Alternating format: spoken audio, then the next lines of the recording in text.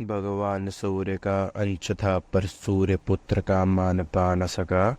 जननी मेरी कुंती थी पर सोनते मैं कहला न सका। ना जाने क्या पाप किया जो पैदा होते ही मुझको गंगा में छोड़ा। धन्य हुआ जो पिता दशरथ और माँ राधा ने मुझको गोद लिया। सूत पुत्र कहकर सबने मेरी धनुर्विद्या का अपमान किया। और जिसके पास भी गया मैं सबने रथ हाँकने का मुझे सुझाव दिया। धनुर्धर बनने का सपना जब मैं लेकर गुरु द्रोण के पास गया, सूत पुत्र कहकर उन्होंने भी मेरी विद्या का अपमान किया। सर्वश्रेष्ठ बनने का प्रण लेकर अब मैं भगवान परशुराम के पास गया और ब्राह्मण हूँ मैं कहकर मैंने उनके साथ विश्वासघात किया।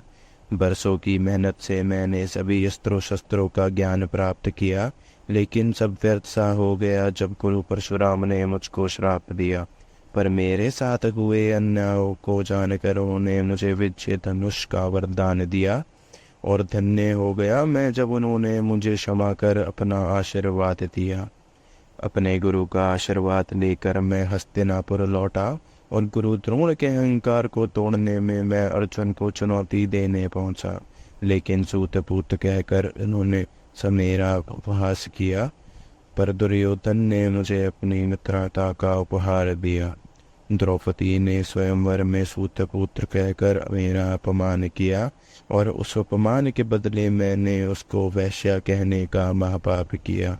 विश्वास उसको नहीं हुआ जब माधव ने मुझे सत्य का आभास कराया। सूत नहीं क्षत्रिय हूँ मैं, राध्य नहीं कौन्तेय हूँ मैं। माधव ने मुझे दुर्योधन को छोड़ने को कहा नहीं लड़ेगा दुर्योधन ये युद्ध मेरे बिना। मैंने माधव से कहा माधव मैं नहीं दुर्योधन को छोड़ सकता हूँ, मैं नहीं अपनी मित्रता यूं ही तोड़ सकता हूँ। उसको है मुझ पर अति विश्वास, मैं इस तरह उसको नहीं छल सकता हूँ। लेकर आज्ञा कर्ण वासुदेव से चला गया वहां से। अगले दिन सुबह माता कुंती कर्ण से मिलने आई। अरे मिलने नहीं, अपने पुत्रों के जीवन का दान कर्ण से लेने आई। कर्ण ने भी मुस्कुरा कर दे दिया राजमाता को उनके 5 पुत्रों का जीवन।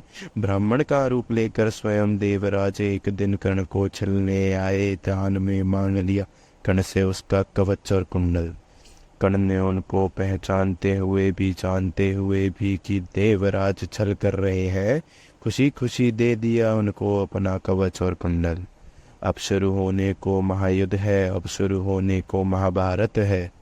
पितामह भीष्म के बाद अब आया कर्ण युद्ध में। हलबली मच गई विपक्षी दल में। कर्ण काल बनकर युद्ध कर रहा है, अर्जुन के पास भी कोई उत्तर कहाँ है। अर्जुन को बचा लिया भगवान परशुराम के श्राप ने। कर्ण भूल गया सब शस्त्र विद्या, फिर धस गया कर्ण का रथ धरती में। निकाले नहीं निकलता रथ का पहिया है। माधव ने अर्जुन से कहा फिर पार्थ अब बस यही अवसर है। मुक्त अब कर दो कर्ण को तुम, इससे पहले उठ खड़ा हो काल। फिर से रण में अंत कर दो तुम कर्ण का। मानकर बात भगवान श्री कृष्ण की अर्जुन ने चलाया अंचलेखा अस्त्र। शीस धड़ से अलग हो गया कर्ण का। हुआ अंतप महाबली कर्ण का, हुआ अंतप महाबली कर्ण का।